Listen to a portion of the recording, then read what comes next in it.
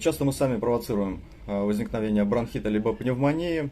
То есть 2-3 дня достаточно для того, чтобы возникли эти неприятные опасные ситуации.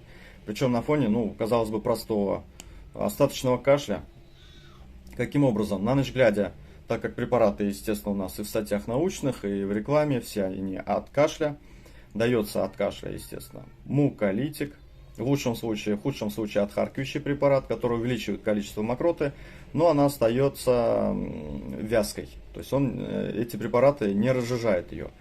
Ребенок начинает кашлять, особенно отхаркивающая может и спровоцировать рвоту, потому что она раздражающего действия.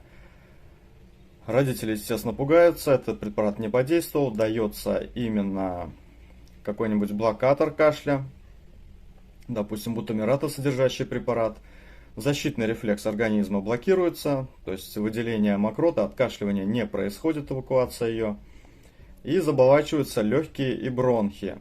Как следствие, возникает на 2-3 день у нас либо бронхит, либо пневмония при такой простой ситуации, как остаточный кашель. Что делать при остаточном кашле, как его смягчить, я обозначил в данной статье.